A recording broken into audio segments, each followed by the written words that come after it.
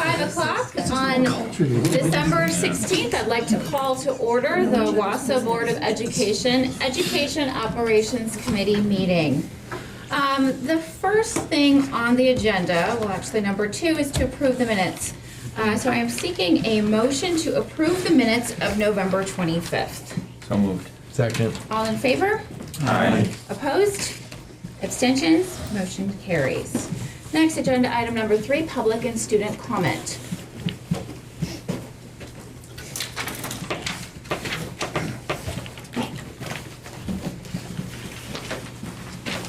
Thank you. All right, we have a couple of items on the agenda. First of all, just a reminder, as it relates to public comment, that citizens will be asked to provide their name, address, and the topic to be addressed.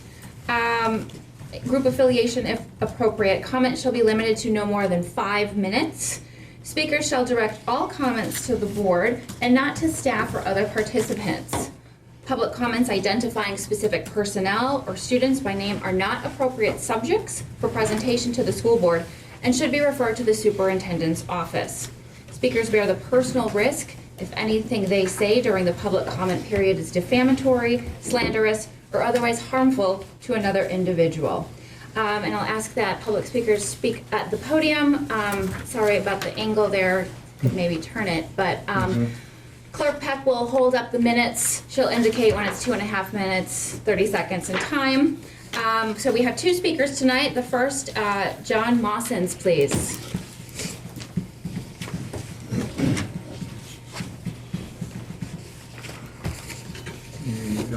I'm sorry that I'm speaking again tonight. I meant to do this last week and I didn't know I could do both. So I'll give you some positive news as well tonight. The first item up for bids is that the WEA recertified with WERC successfully. So I wanted to share that with the Board of Education. So that's good news. The second bit of news is that you get to put up with me for 2 more years as I was reelected as president with our elections. I ran unopposed, but I didn't get 100% of the electoral vote. I don't know what that means. Number 3, I want to brag a lot and thank people. Rob Hughes, as you know or may not know, runs the turkey drive that helps raise money, asking for donations from teachers, from anybody who's interested in donating, from not only WEA but the entire teaching staff. And this year, Rob was instrumental in leading the charge that raised over $7,000 for food needy families. I believe you have an excellent word for that. A phrase for it. I can't remember, Tricia. But in the past 4 years, the cause has raised over $15,000 for families and for our food banks in the Wausau metro area. We even helped down in the DC Everest area with different food banks. I'm also going to brag that in the last 4 years we have defeated the Longfellow administration team. The last 2, of course, are the only 2 that matter because with Dr. Hiltz's blessing, they took up the challenge, and so that's. I want to thank Dr. Hiltz, and he should be credited with taking up the challenge. I don't know why the past administration didn't take up the challenge, but that's looking back. We'll look forward. Thank you, Dr. Hiltz, for taking up the challenge, and thank you all for getting involved in that. Thank you, board members, for donating. I know some of you donated as well. Thank you for that. These are the type of excuse me, grassroots efforts that our teachers and our people in the Wausau district do that I think should be shouted from the rooftops in terms of things that we do for our families in the community. And I just can't say enough about Rob Hughes and his leadership for this. He got our FFA group involved. We had Wausau East, thank you. Wausau East and Wausau West had a Miracle Minute, and I believe there was something like $1,700 raised in a Miracle Minute, just kids throwing, nickels and dimes and $1 during homeroom. So, I mean, that's the kind of thing that the Wausau community will do for each other. So I just wanted to brag about that and thank you all for getting involved. And then finally, I just, on behalf of WEA and the WEA Executive Committee, we want to wish everybody at Longfellow and the Board of Education a happy holidays and a happy new year. And with that, thank you very much. Thank you. You too, John. All right, yes, Make a thank formal you. request to audit those results, though. I think you're counting your own results. I don't know. All right, thank you very much. Congrats John. on your reelection. Next up, we have Jean Roosh.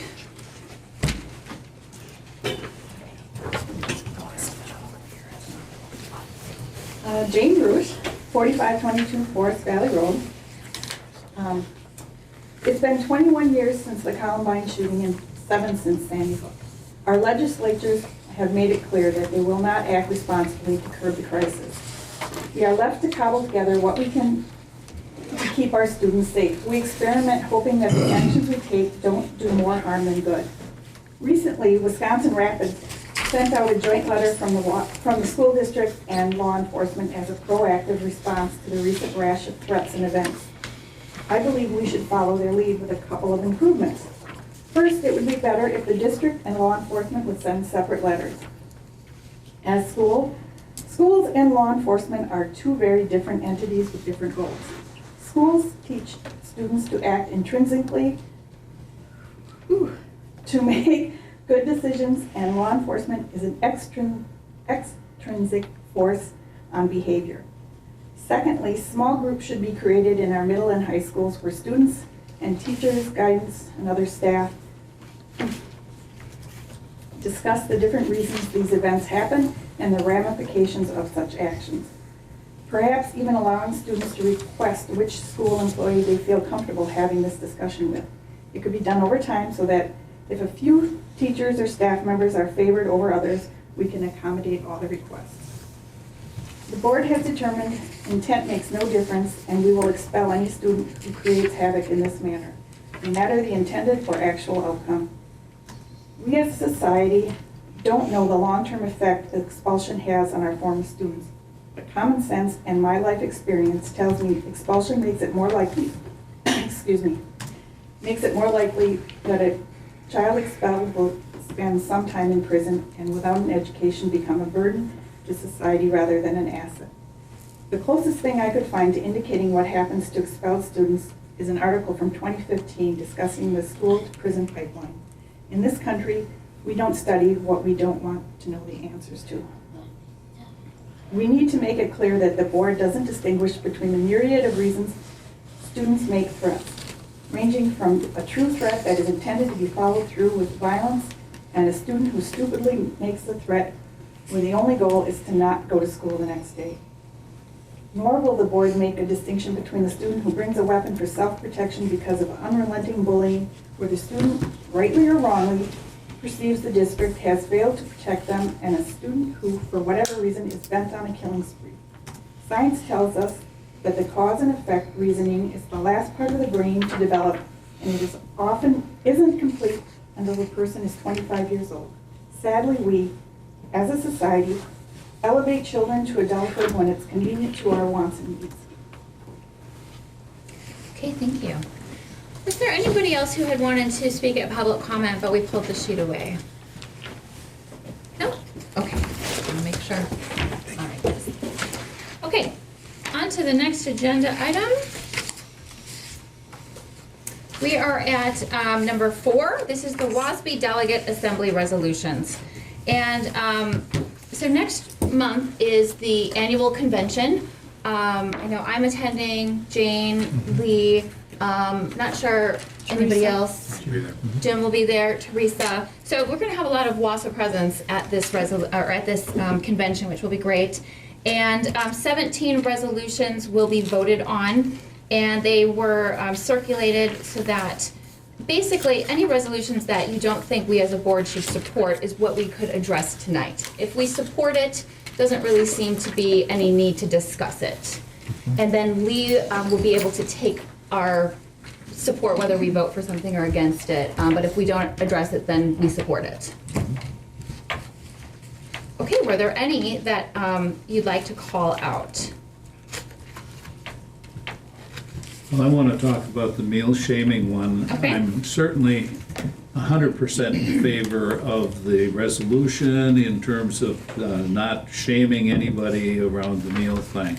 The thing that concerned me about the way the resolution was written is, isn't that the WASB opposes unpaid state legislation mandating schools provide fully reimbursable meals. I think that's a great thing.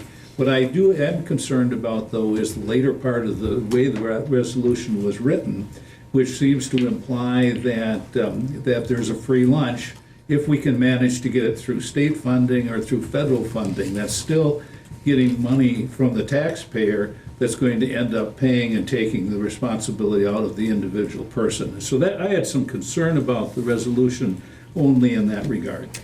Well, just as a reminder, the resolutions, if they pass, they serve to, WASB serves to lobby for legislation. Right. So it certainly wouldn't be legislation in and of itself, but simply a tool to lobby. One of the concerns I would have of not supporting this is the fact that Wausau School Board submitted this resolution, and it did change the language a bit in committee, but it would be a bit concerning if our own supported resolution we no longer support. I'm not suggesting we don't support it. I am just saying, raising the issue that I am concerned when these kinds of things happen and the committee doesn't sort out some of the additional issues with the wording. Okay. So the wording is against an unfunded mandate. So the intention, I think, is to request funding along with the mandate. Right.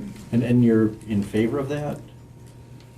Or you're against that? I'm not in favor of using taxpayer money to pay for everyone's lunches. I think that if people are able to pay for the lunch, they should be responsible and be paying for it, and there's other ways to deal with the shaming issue. That's my concern. Okay. Okay. So Lee was just highlighting a concern on that. Are there any resolutions that any board members would like to call out as ones that we would not support?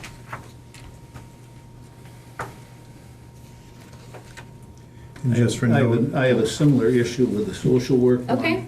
But again, it's not in the wording of the resolution, and I will vote for the resolution. However, I really think that it demonstrates that the whole concept of social work education, mental health provisionals that are being made in the schools to provide services wasn't clearly understood by all the parties that were putting this piece of legislation together. And when they broadened out the comments, what they did was they took away from what the real value, which is to push DPI to go ahead and take advantage of certifying social workers who whether or not they have come from the University of Wisconsin system.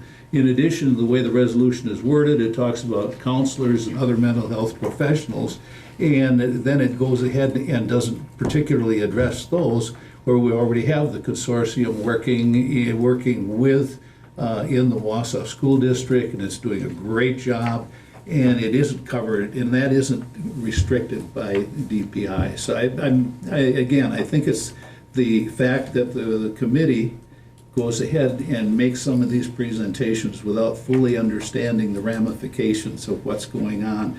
If we'd have been able to look at these before they were finally written, I would have made those comments. When the committee discusses these, it's a mixed bag. It's, the wording that ends up is by majority rule, and it's not often 100% one way or the other. I understand that, and I understand that because of my professional background, I look at some of these issues differently. And I have different understanding, that's all. Those are my only comments. Thank you, thank you. Any that we would not want to support? All right, doesn't sound like it. I did want to give an update. So of the 17 that survived through the Policy Resolution Committee, 2 are submitted by the Wausau Board of Education, which I think is a really good way to use our collective voice for matters of educational policy. And I did have an update on Resolution 2010. As you recall, I did seek co-sponsorship when we had 18 co-sponsors on the Native American mascot logo, imagery, and nickname resolution. And during that process, from when the resolution was introduced to other boards in July, and we had 31 districts of the 421 that had logos, mascots, nicknames, and imagery. 3 actually made a change since this resolution started circulating. They took it upon themselves and they made a change. Elmwood, actually their administration made a change just quietly over one weekend. They didn't even really, not sure how that worked, but they are now the Wolves. They just went in and made changes. And Auburndale, which was the Apaches, is in discussions right now with their community for what they will change their nickname to. And Menominee Falls was a little bit more vocal, but they began the discussion after the Wausau resolution circulated, and they will be changing. Their board voted 5-2 at the end of this academic year. They will no longer be the Indians. So I just want to highlight that there will be thousands of students that will be impacted in a positive way because of the change of 3 districts. These don't stay confined within the district. There certainly is interscholastic exposure, and I just think that's really an awesome change to be aware of. Now, I don't know what to expect in January with some of these districts, but in any event, there was a lot of positive change that happened from that just in that short period of time. There will be some very vocal opposition, but I suspect that it will pass. And thank you very much, Jane, for your work on the Policy Resolution Committee. I know it sounds like there was a lot of chaos on those weekends that you spent, and some parliamentary procedure trying to not address certain things, and so thank you for your time and effort put on that as well. Okay, well, it sounds like, Lee, we are in support of all of these resolutions, so if you will be able to vote accordingly next month, we appreciate that. Thank you. All right, thank you. Okay, wonderful. All right, on to agenda item 5. So now we are at approving the depository list. And we're going to be presented with a list of bank depositories designated for deposit of school district funds per Wisconsin statute 120.127.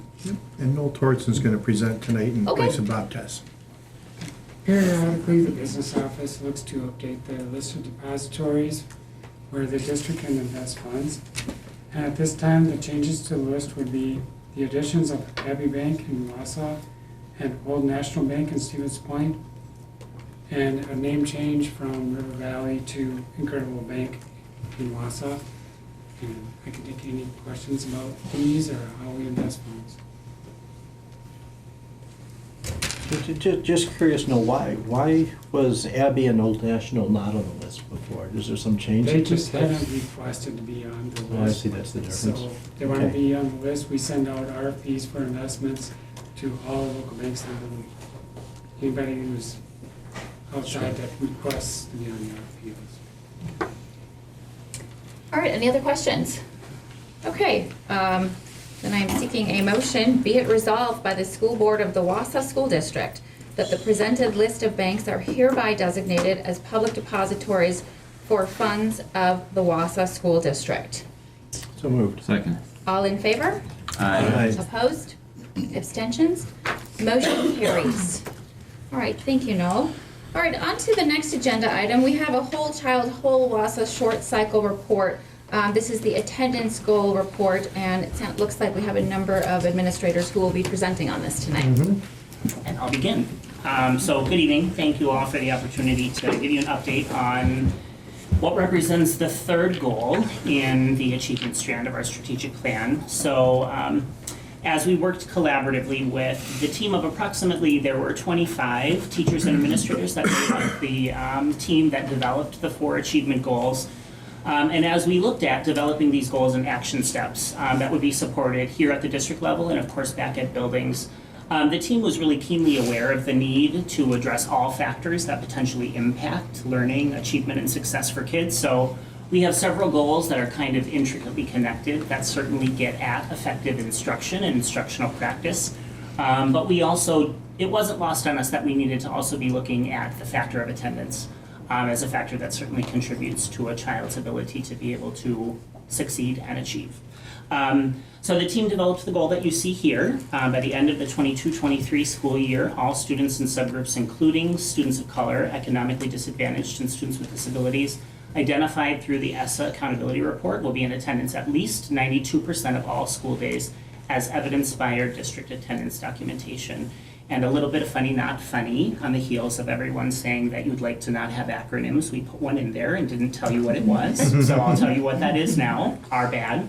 ESSA stands for Every Student Succeeds Act, and that is the federal act that replaced No Child Left Behind back in 2015. On the following slide, you're also going to see a typo where it's spelled as ESEA, which is a thing, but not the thing we're talking about, so my apologies for that. So through the work on this goal and the action steps that we developed at the district level, we're hoping to accomplish and improve achievement for learning for all students, increasing attendance for the ESSA subgroups in the district, increase student engagement and learning activities throughout all school environments, which in turn would translate into increased motivation for students to participate in classroom instruction and attend on a consistent basis, and ensure that attendance policies are enforced equitably and consistently for all students. Most of the goals in the achievement strand, all 4 goals, are designed to, or were intended to be measured, to measure progress from academic year to academic year. Recognizing that we don't have the data, we don't have end of year data, what we're going to do tonight is provide you with an update that we can at this point in the year on the attendance goals and action steps that we've developed, as well as give you the baseline data in terms of how we established this 92% goal. Okay, next, I think it would probably be a good idea to understand absenteeism a little bit, because we can look at it in different ways as a school district. So first of all, there's the state statute, which basically is that 5 days unexcused is what we consider habitual truancy, and that's for any reason. It can be any portion of the day can be counted. If a student is late for class, it can be considered a full day unexcused as towards your habitual truancy. Also, students are allowed 10 days excused for the school year. So if a parent wants to take their child on vacation, they can excuse them for up to 10 days. So that's what the state statute says. And a lot of times when we're dealing with habitual truancy in the courts, this is what we're working off of right here. But there are other ways to look at the state report card. Looks at anything below 84% attendance rate. That's chronic absenteeism. Once again, we have the wrong acronym there with ESSA report. Chronic absenteeism is 90% or less. And that's what we're working off for the purpose of our goal here, is the bottom one of that report.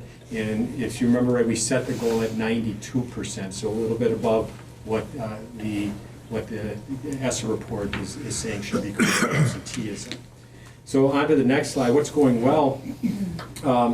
We feel that this has given us a deeper understanding by looking at the attendance rates as a performance indicator. We're also right now running a little bit higher with our attendance rates this year than we did at the baseline year with the ESSA report, which was 17-18. So that's positive. But more so, an area that I think we're looking at more closely is what we're doing at the building level, the actual action steps of what's going on to try to increase attendance. And a lot of that's showing up in a couple ways. Number one is coming through the portion of the building improvement plans that have been built by the buildings as part of the strategic plan. They have some very specific things that they're doing towards attendance. And also I'm seeing that I know at the secondary level, in individual principal through the building goals that they're putting together.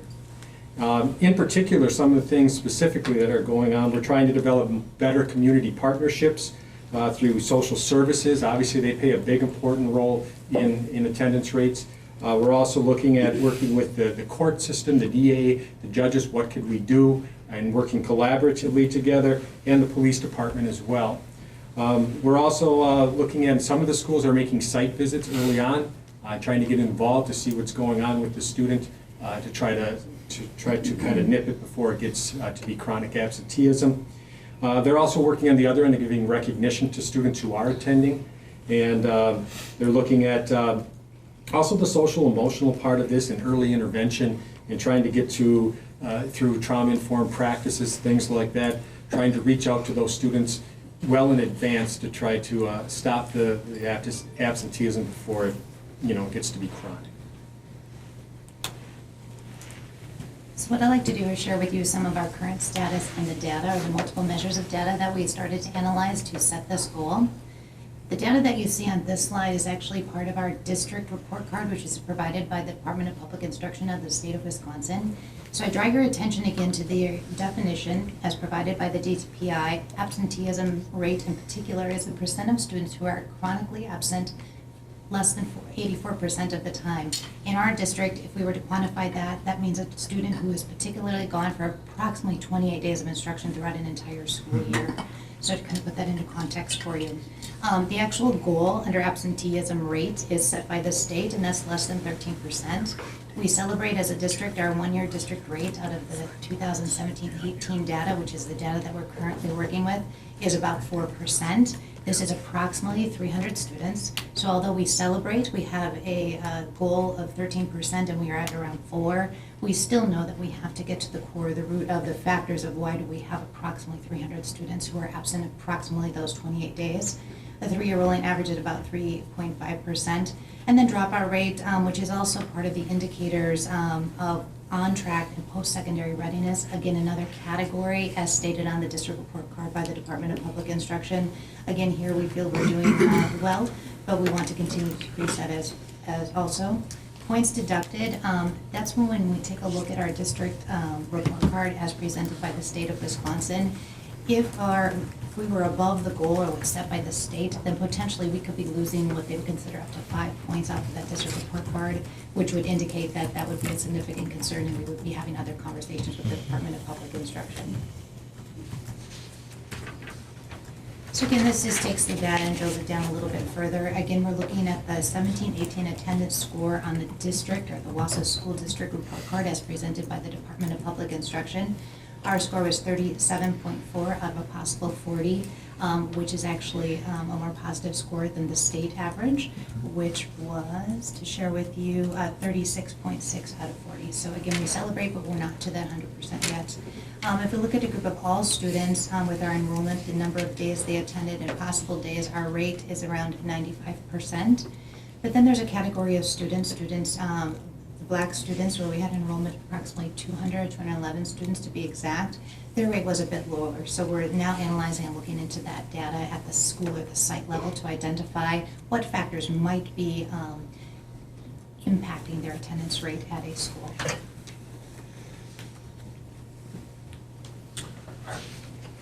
Can I take that? So you where we are at, where we started, and what our goal is. And the next piece now is just to understand what challenges we're currently encountering as we dig deeper into the data and how it's impacting our learners here in the district. And I think the first challenge is understanding the subgroups as identified by ESSA and their percentages of students who are considered to be chronically absent. And for our here, we're calling that more than 10% of the possible school days. We always looked at attendance as a whole and said, hey, the district as a whole is around 95%. And the challenge now is changing that mindset and dialing into the different subgroups to really understand each of those groups and what might be contributing to that percentage or their percentage of chronic absenteeism. And a lot of that we feel comes back to really understanding the cultural norms for each of those groups that impact attendance. It's not just, hey, you need to be here. We really need to understand what might be impacting your presence here. It's not just you don't want to come, but there might be some other things that we don't fully understand. There might be some structural barriers, some procedural barriers that are in place that if we understand their aspect, we can do a better job at creating that partnership and reducing the percentage of students who are chronically absent. You saw a little bit earlier as Paul talked about the statutory requirements. There's different levels, so it's helping people understand what those statutory requirements are, what we're required to do to follow them. And one of the things that you saw earlier is 10 days of excused absence. Sometimes parents view that as, well, I get 10 days to take my child out and we're all good to go. Yes, you can do that, but that does have an impact, and that does start to move you almost halfway towards being considered chronically absent. So it's making people aware of that, and that leads to that last part about just making people understand the impact any absence has, but then especially when you start moving into that chronically absent portion. The next steps in January, the full administrative team will take a deeper look into their own buildings' absentee or attendance rates, and they will begin to take a look at the subgroups within their building and who those students are, and begin developing some action steps around what can they do to address those students in particular. Maybe individually they all have, but are there things collectively for each group that we could do differently to better support students? There are two different truancy efforts, and I don't know if Angie would be willing to speak to those directly. Yeah, we currently participate in the truancy diversion program. It's funded by United Way. So I'm on the panel at Wausau West, and Judge Grau is on there, and he's the one who started truancy court in the county. So it's very valuable to have him on there.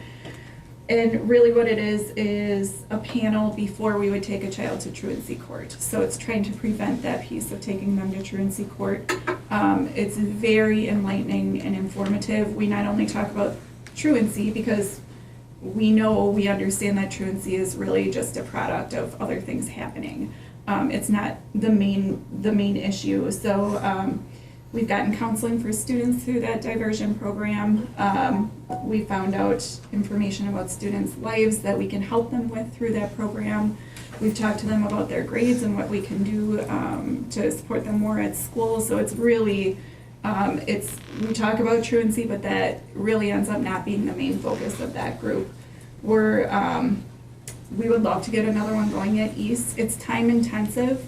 It's time intensive for everybody on the panel, but it's well worth it. So I'm trying to figure out how many people we can get on that panel over there. And I was just at truancy mapping this morning at social services, and we're really looking at what are we doing from the time a student is born until we let them go after 12th grade into the world, and different supports and services that we can provide. And really we're looking at what we can do at that elementary level, because we know if those truancy habits begin at that early of an age, it's probably not going to improve as they get older. So really getting to that root cause and understanding what's making it difficult for them to get to school at a young age.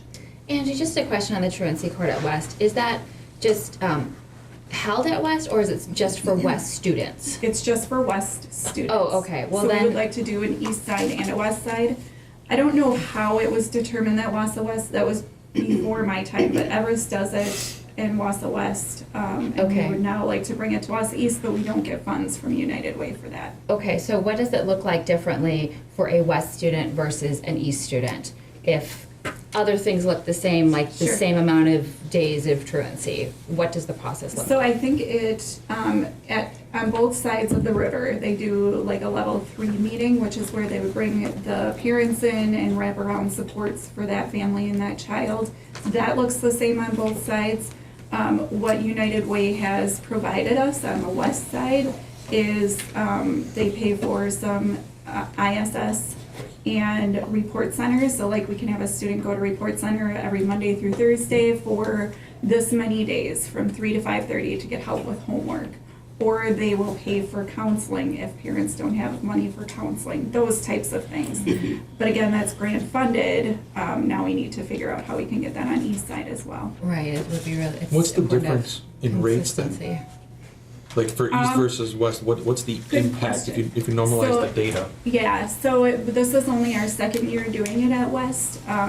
No, third year doing it at West. And so last year, what John Tomsky said is out of the 25 kids that we brought through our truancy panel, through the diversion pilot, only 3 of them ended up going to truancy court. Where in the past, all 25 of those kids would have gone to truancy court. So then what about at East? I'd have to get you specific numbers on that. Okay.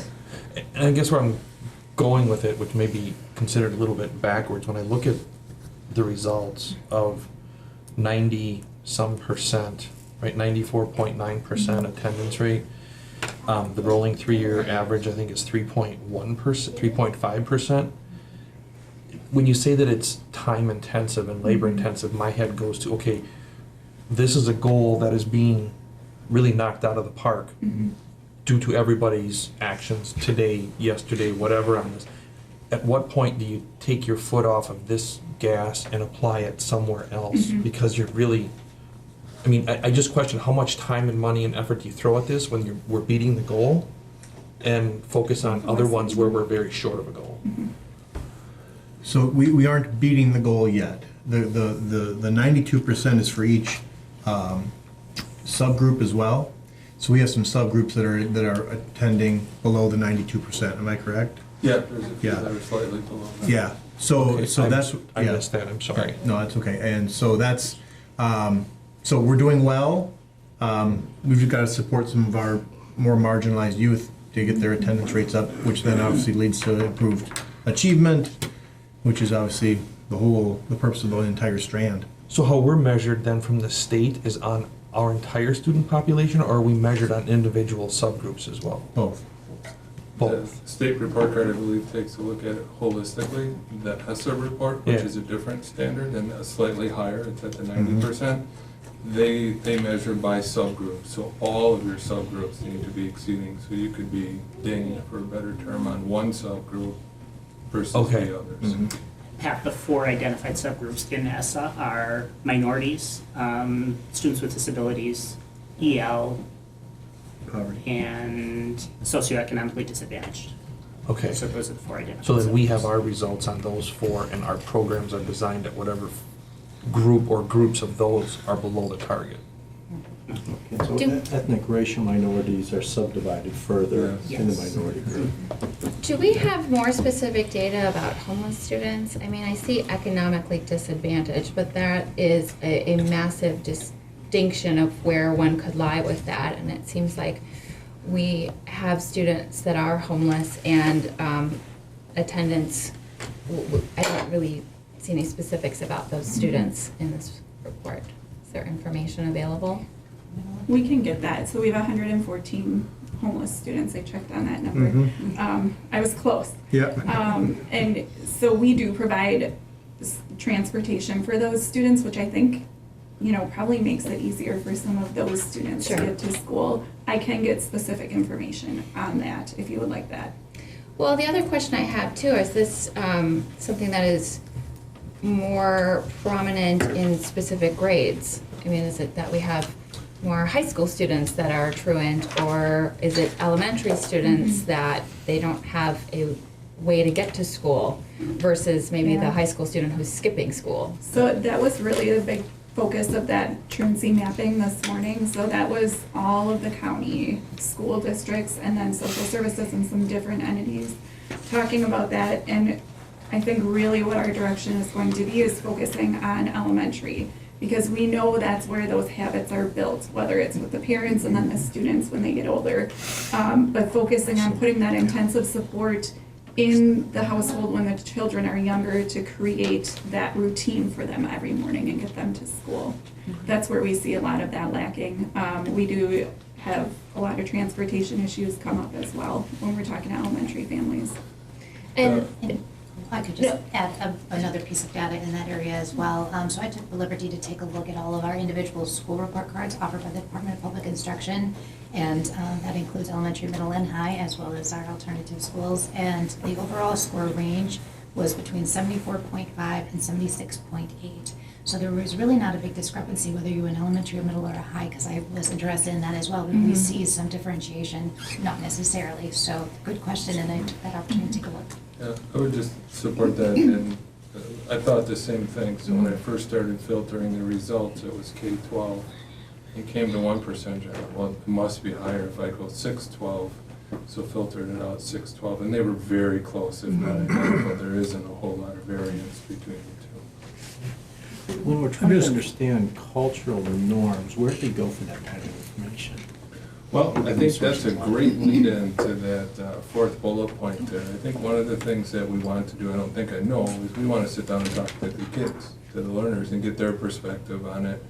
And we have our beliefs and our assumptions about why they're not present in school, but it's that conversation and finding the right people to carry that conversation on with that student or students to figure out what are the real impediments to them being there. And then in talking to those learners, I believe that's going to give us a better idea on any of those So cultural. DPI doesn't have No. a package of materials or the Not sort that of I'm aware education? of, no. Okay, you'd think they would have thought about it. I know that we've done ACEs with people all the way throughout the school district. Are you applying those ACEs studies and statistics as you're looking at this population? And because it would seem to me that they're probably running very, very high by comparison. And the other question I have is, are we just seeing the tip of the iceberg when we identify those kids as homeless, or do we think we have a really good, solid handle on that? So for the first question, yes. I mean, we completely recognize and understand that truancy or chronic absenteeism is simply a result of other things that are going on with that child. And that's why we work to get to that root cause of what's really going on. And at the younger grades, it could be as simple as my dad gets off at third shift, can't get us to school on time, and we're 10 minutes late every day. That's an easy fix. We can fix those things. In middle and high school, it sometimes gets a little more complicated. So, you know, when I talk about the tiers and the levels, there's level 1, level 2, that's work just with the student, between the student and the guidance counselor. Level 3s get to where we're bringing in the parents and having more of a conversation with them. And sometimes we still don't even get to the root cause of that. And unfortunately, in the past, what's happened is sometimes we have to take a child to truancy court to even get services in place. But now we're getting to that now before we have to take a child to court, which is optimal. That's where we need to get. And then the second question you had about homelessness. Yeah, I'm just curious. Are we just seeing the tip of the iceberg, or are we really? Do you think we have a pretty accurate handle on it? About how many homeless kids Are we have. truly homeless? Yeah. Yeah, so that's a lot of what our social workers do, is work with those families who we think may be homeless. A lot of times it's a pride thing, and they don't want to tell us.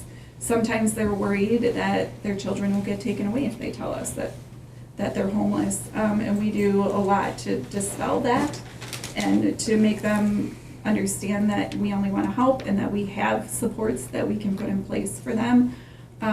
Yeah, I do think that we probably have a lot more than what's reported or what we have in our count.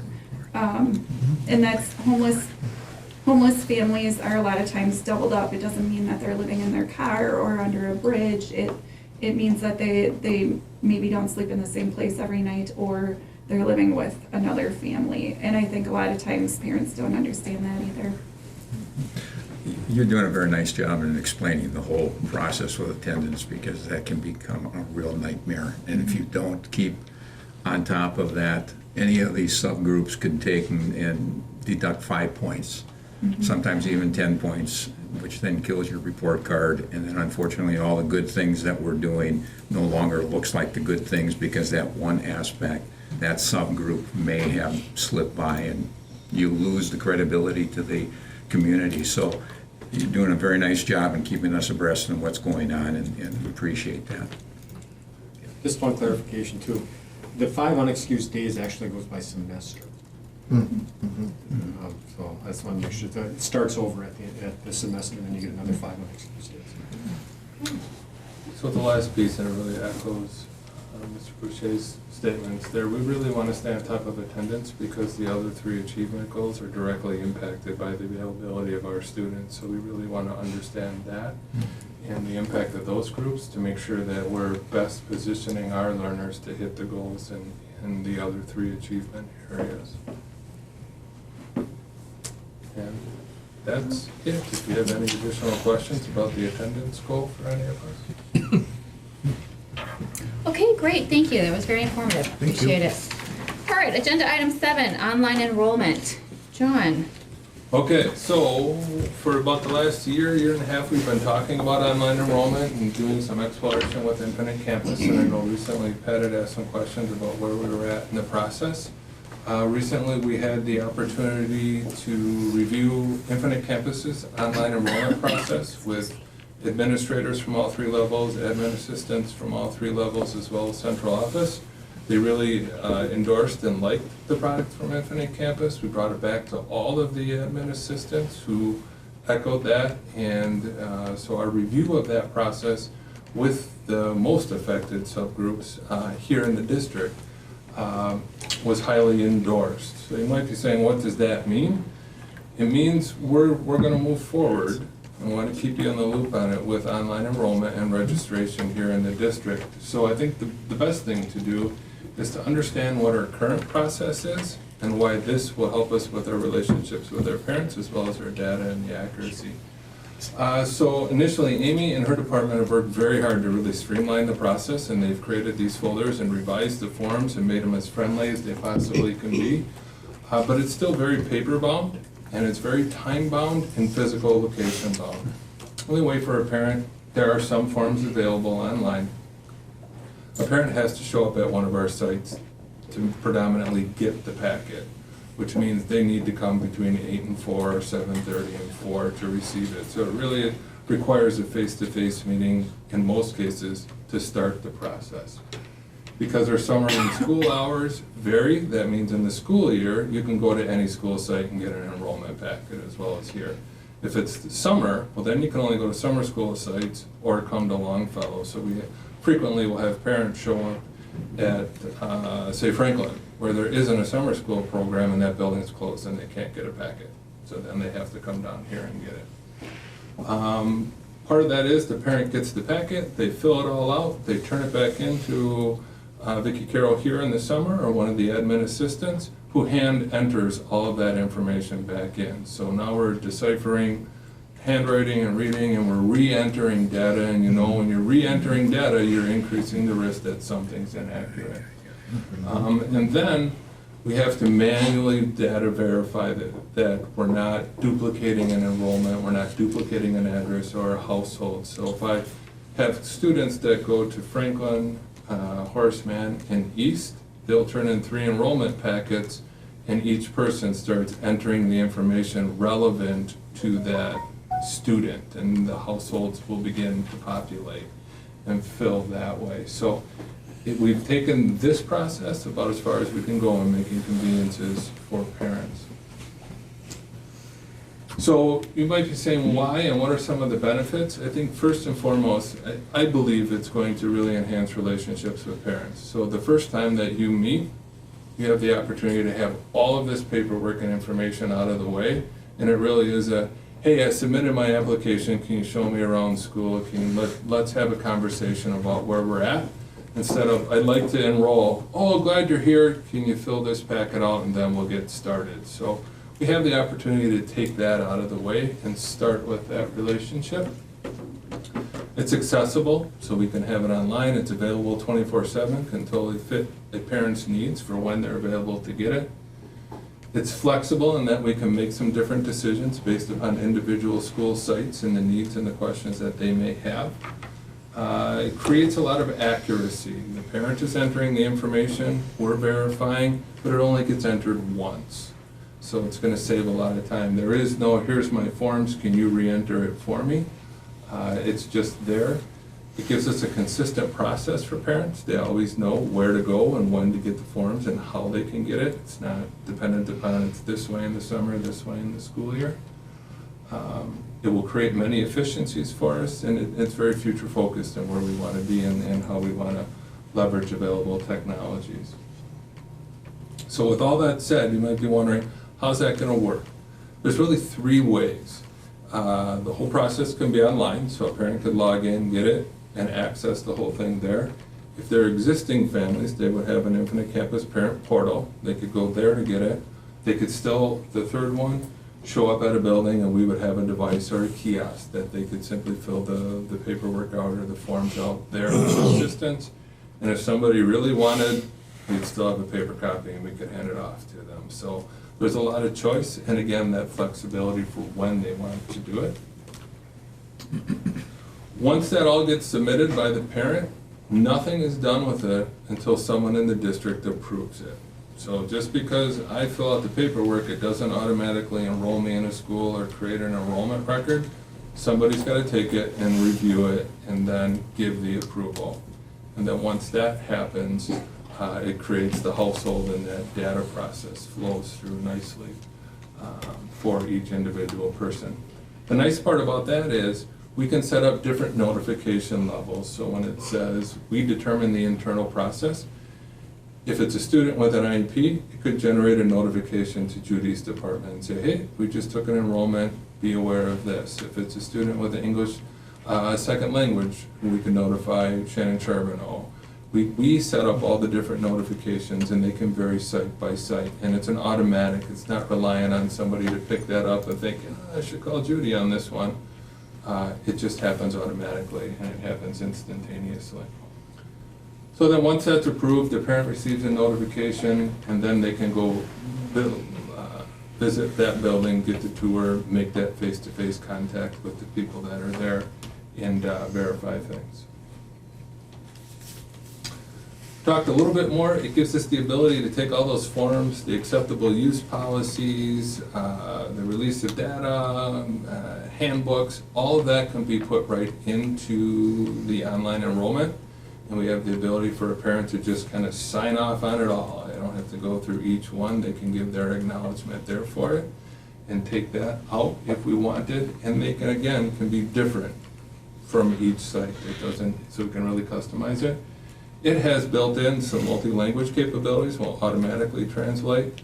Hmong is not in there right now, so that's still going to be a manual process, but there are many other languages, including Spanish, that it can do that there. The really nice thing is it creates a household. A household is a term when we formalize that enrollment in Infinite Campus, it literally creates a little house, and you can see all the relationships and the siblings and where everybody's at. That's a manual process right now, and with the admin assistants, it's kind of like, yeah, the first school to get the enrollment creates the household, and the rest of us will come along.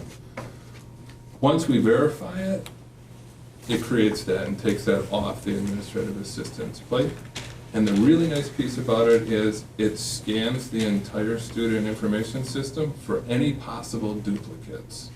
So if an address is already in there, it's going to tell you, hey, in big red letters, you've got another address of this kind with a different household. Are you sure you want to do this?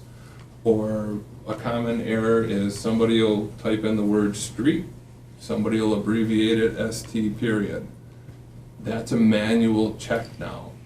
This will catch that and clean our data up while taking a ton off our admin assistants. I mean, think about the hand entry of all of that data. And it's done now. We'll just be assisting families and parents that want it. So there's a lot of benefits for us as well as families in moving forward to this online enrollment process. Census verification, if you're a parent in the district, you know every year you get the paper home that says, hey, is all this still accurate? Fill it out and send it back. A parent would be able to go in and just look at it and say, yes, it's all good, or make changes throughout the year. And again, we're approving it. So it takes that out of the admin assistants and puts it in the hands of parents. Better communication is going to happen with it. As we accept the online enrollments, at date and timestamps. So we're not relying on the person taking it to get that on there. It's automatic. So if we get into a limited number of seats at the AGR sites, it's automatically date and timestamp there, and we can use that as a decision maker. We also have the ability to transfer records. So if someone's coming from DC Everest to us, we can electronically transfer records back and forth with any other Infinite Campus customer. And that's a very brief, quick overview of online enrollment. I know Everest is using online enrollment. We've heard positives from them. So I don't know if you have any questions about online enrollment. John, congratulations. It's a big undertaking to get a district our size, having as many schools that we have to get online, but it's going to save so much anytime that you can get on one software. And Infinite Campus has taken its time in getting this all put together throughout the years. So congratulations, and this is going to save money too. We'll get rid of a lot of paperwork and that eventually down the road. A lot of time and a lot of clean data. John, does this, or maybe it does already, is WAVE online enrollment today? Yes. They are. Okay. And that's a good question. So Wave was online, and for a number of years, our 4K families have been doing a similar online enrollment through a Google form first. So a lot of our kindergarten parents have experienced something similar.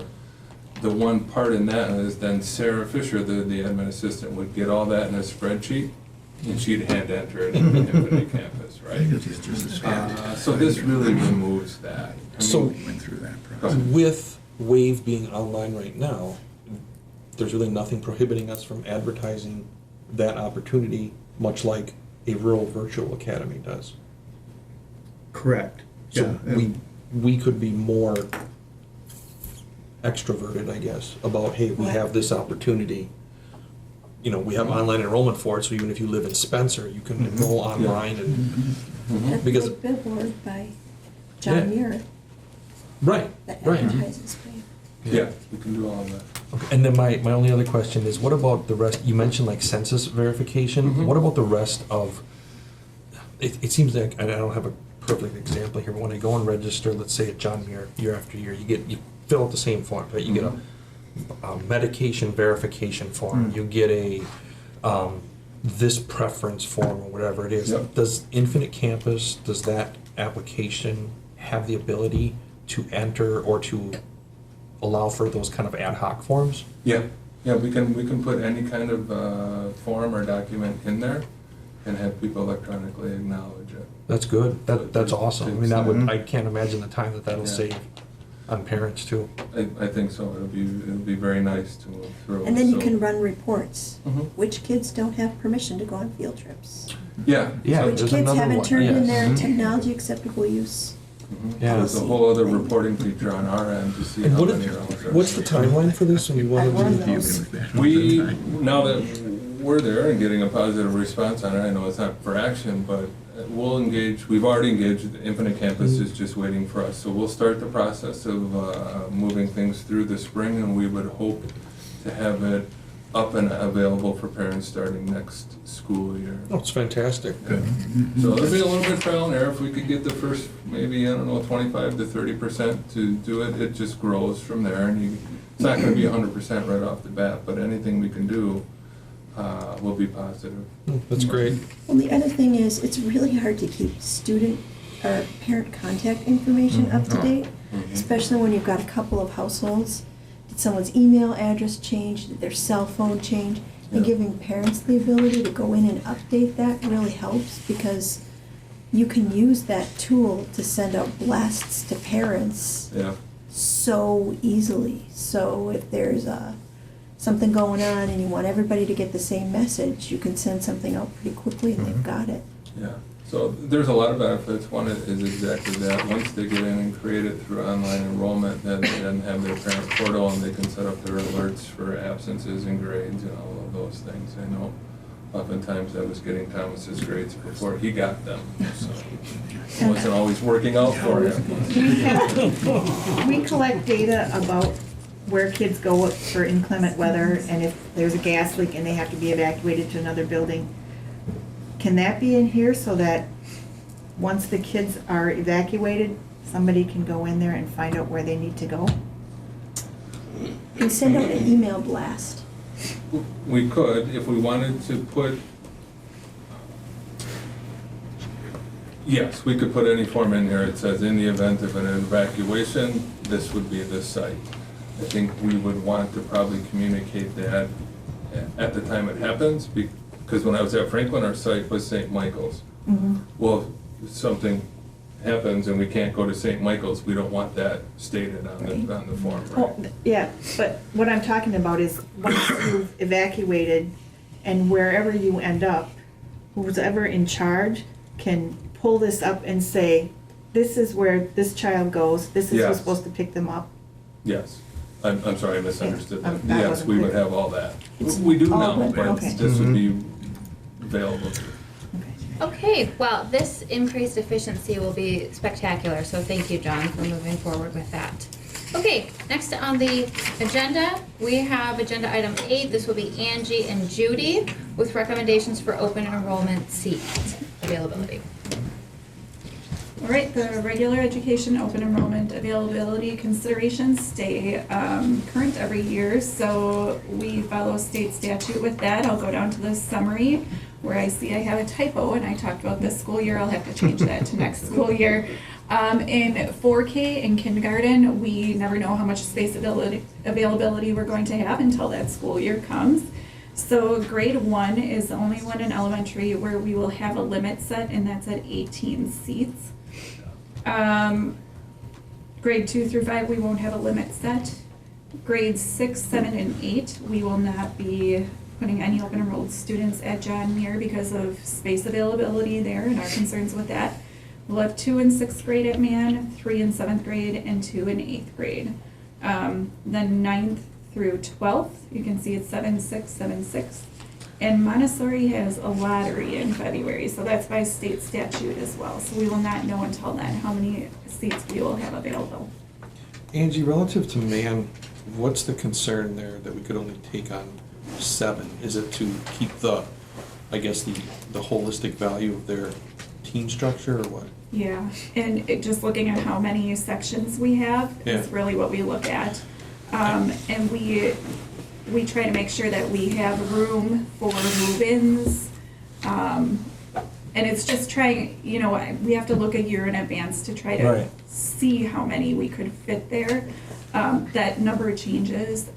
Often when I'm getting open enrollment, I'm not even looking at the seat availability once it's August because our numbers have completely changed. And it's not just space, it's staff. Right, it's right? the So like, staffing we could probably ratios. take 40 if we knew now Right. that we were gonna have 40. Because then we would hire somebody. No, I know, and I guess maybe that's, I'm trying to think how that would impact, because just, we know that we have building capacity there, we Right. have physical capacity. And I appreciate them wanting to maintain their team structure, but if we have an opportunity to enroll more students in the district, and if that's where people chose to go, like a family with, you know, triplets wants to go to 6th grade at Horace Mann, I understand that you're not gonna say no or whatever it is because there's a limit of 2, but at some point, they may have to sacrifice their team structure in order to grow as a building and us as a district. And I guess the question is whether we're turning students away or not because of these limits. No. Okay, so we don't have that problem. So what? It's a prediction. No. It's a, okay. So even in kindergarten, we could accept somebody even though it says 0. Right, If it was at a school that had room. yes. And those numbers are constantly changing. I mean, this has changed, even since I gave you this sheet of paper, it's changed. So we're required to do this. We are This required is purely, to. We are required to do this this. is, that's, yeah, there's no backing behind it. It's just, you have to produce this, here's our best guess. Yeah, I Thank you. know, I mean, we have a formula, I have a spreadsheet Yeah. where I use formulas, and it's not just an arbitrary number that I'm throwing up there, it is based on sections and that type of thing, but again, the fidelity of it is null because those numbers change all the time. So it is a formality, this is a snapshot of 2 weeks ago when I did this, and Okay, these are the numbers I got. all right. And if Man would change from middle school to a junior high, we might have more people leaving because that's the format that they want for their kids. So Okay, then I'm seeking a motion to I recommend was to just the gonna board. real Oh, I'm briefly so go sorry, over Judy, you have your special ed. section yet. Caseload, spaceability, considerations are the same as last year. We look at their current caseloads, DPI caseload factoring, and projected special ed programs and at teacher availability. And I'm requesting that we cap the deaf and hard of hearing programs and services for all grades, pre-K through 12. Good for staffing reasons. It's very difficult to find DHH staff, and also educational interpreters are also at a premium. And right now, we're pretty much at capacity. They may, you know, it's hard to find that. And the needs are so intense. We have a number of little ones coming in, the 3-year-olds, the 4-year-olds, and when they don't have language, you have to work with them so intensely at that early age. So, yes. Okay, then I am seeking a motion to recommend to the board to approve the open enrollment seat availability for the 2020-2021 school year as presented. So moved. Second. All in favor? Aye. Opposed? Abstentions? Motion carries. Thank you, Angie and Judy. With that, I'm seeking a motion to adjourn. Second. It's a separate one. Okay, so do we have a second on that?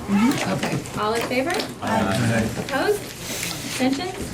Motion carries. Meeting is adjourned.